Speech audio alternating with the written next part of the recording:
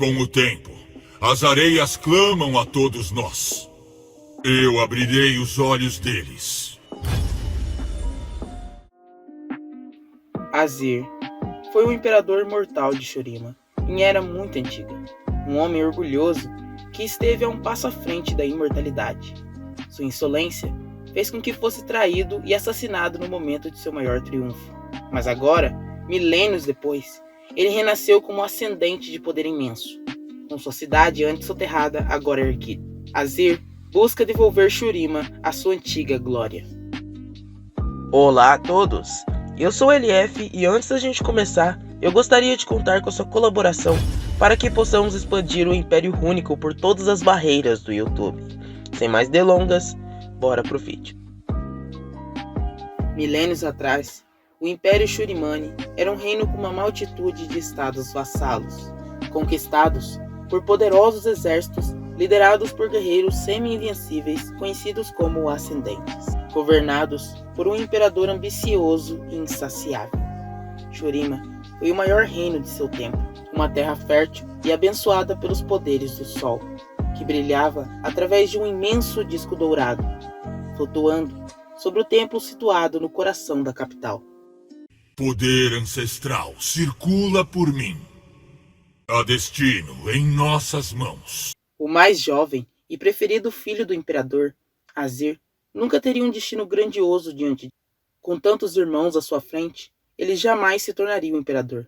Provavelmente, acabaria ocupando uma posição no sacerdócio ou como governador de uma província chula. Ele era um garoto esguio e estudioso, que passava mais tempo lendo os textos reunidos na grande biblioteca de Nasus do que treinando sob a tutela austera do herói ascendente, Renekton.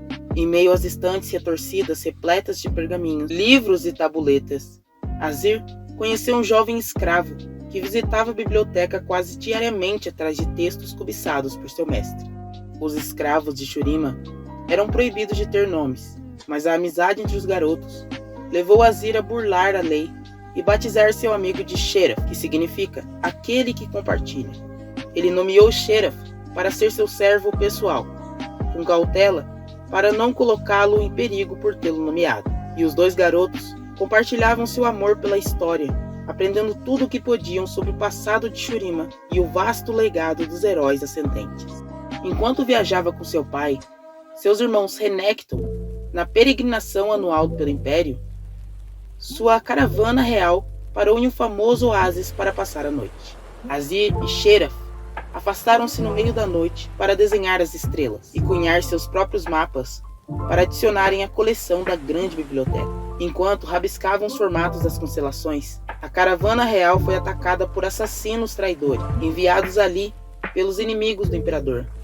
Um dos assassinos encontrou os dois garotos no deserto e estava prestes a cortar a garganta de Azir quando Sheraf interveio, se lançando sobre as costas no combate que se seguiu. Azir conseguiu desembainhar seu punhal e cravá-lo nas costas do agressor. Azir tomou a espada do morto para si e correu de volta para o oásis.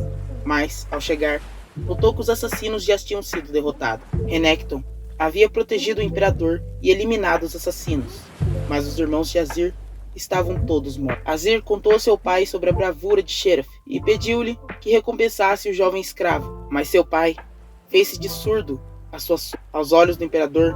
O garoto era apenas um escravo insignificante, mas nesse dia, Azir jurou que ele e Sheraf ainda seriam irmãos. O imperador retornou à capital com Azir, seu herdeiro de apenas 15 anos, e lá ele deu início a uma campanha inclemente e sangrenta contra os suspeitos responsáveis pelos assassinatos. Assim, Shurima se perdeu durante anos em paranoia e matança.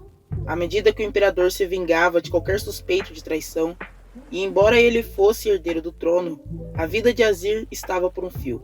Seu pai o odiava por desgosto em vê-lo vivo no lugar de seus irmãos, e a rainha ainda era jovem e podia dar-lhe mais filhos. E Azir treinou para o combate, pois o ataque no oásis revelou sua inaptidão nas artes marciais letais. Renekton assumiu a tarefa de ensinar o futuro príncipe, e sob sua guarda, Azir aprendeu a empunhar a espada e a lança, a liderar os guerreiros e ler nas entrelinhas do combate. O jovem herdeiro elevou Sheriff, seu único confidente fiel, à posição de braço direito. Para que pudesse aconselhá-lo melhor, Azir incumbiu Sheriff de buscar conhecimento, por onde quer que ele estivesse. Os anos se passaram e a rainha não foi capaz de gerar um filho. Cada criança que tinha era concebida natimorta. E enquanto a rainha permanecia estéril, a vida de Azir permanecia segura. Na corte, alguns começaram a crer que havia uma maldição em curso, e alguns até ligaram o nome do jovem herdeiro a esta maldição. Mas Azir jurava inocência e até executara alguns homens que ousaram acusá-lo publicamente. Em dado momento, a rainha deu à luz a um menino saudável, mas, na mesma noite de seu nascimento, uma tormenta terrível encobriu Shurima. Os aposentos da rainha foram alvejados por vários e vários raios fulminantes, e nas cinzas que restaram, viu-se que a rainha e o recém-nascido estavam mortos. Aqui, é dito que o imperador enlouqueceu de desgosto e tirou a própria vida com a notícia. Mas logo, surgiram relatos de terem visto ele e seus guardas jazendo em pedaços no chão do palácio, corpos transformados em esqueletos calcinados. Azir ficou chocado com as mortes, mas o império precisava de um líder, e com Sheriff ao seu lado, ele assumiu o trono de Shurima e tornou-se imperador. Na década subsequente, ele expandiu as fronteiras de Shurima e governou com a mão de ferro, mas com justiça. Ele instituiu reformas para melhorar a vida dos escravos e desenvolveu secretamente um plano para sobrepujar a tradição milenar e um dia libertar todos eles. Ele manteve esses planos em segredo, até de Sheriff, e a escravidão começou a se tornar um espinho recorrente na relação deles. O império havia sido construído graças à escravidão, e muitas das costas de nobres dependiam do trabalho forçado para obter suas vastas riquezas e poder. Uma instituição pétrea como esta não podia cair da noite para o dia, e os planos de Azir apenas se desfariam caso se tornassem público. Embora desejasse anunciar Sheriff como seu irmão, ele não podia fazê-lo até que todos os escravos de Shurima estivessem livres. Por todos esses anos, Sheriff protegeu Azir de seus rivais políticos e guiou a expansão do império. Azir casou-se e gerou muitos filhos, alguns dentro do matrimônio, outros em relacionamentos repreensíveis como escravas e garotas do harém. Sheriff alimentou a visão grandiosa do imperador, de criar um império maior do que o mundo jamais havia visto. Mas para governar o mundo em sua completude, Sheriff convenceu Azir de que ele precisava tornar-se invencível, um deus entre os homens, um ser ascendente. E assim foi. Quando o império alcançou o ápice de seu poder, Azir anunciou que passaria pelo ritual de ascensão e que havia chegado a sua hora de assentar-se ao lado de Nasus e Renekton e seus ancestrais gloriosos. Muitos questionaram essa decisão. O ritual de ascensão era perigosíssimo e só era aconselhável para anciões ao fim de sua vida, para aqueles que dedicaram sua vida a Shurima e cujo serviço deveria ser glorificado por meio da ascensão. Cabia aos sacerdotes do sol decretar quem era digno da bênção da ascensão, não a insolência de um imperador que atribuía a si mesmo. Azir não se deixaria dissuadir desta decisão brusca, pois sua arrogância já era do tamanho de seu império, e ele ordenou que obedecessem ou enfrentariam dolorosa morte.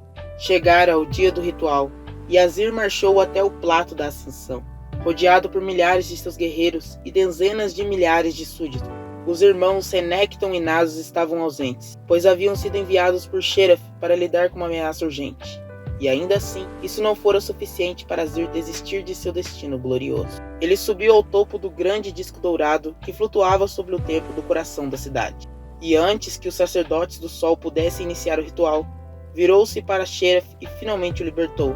E não apenas ele, mas todos os escravos. Sheriff ficou desconcertado, mudo, mas Azir não terminara. Ele abraçou Sheriff e o proclamou seu irmão, para todo o sempre, como prometera que faria há tantos anos atrás. Azir virou-se, e assim os sacerdotes iniciaram o ritual para invocar um incrível poder do sol.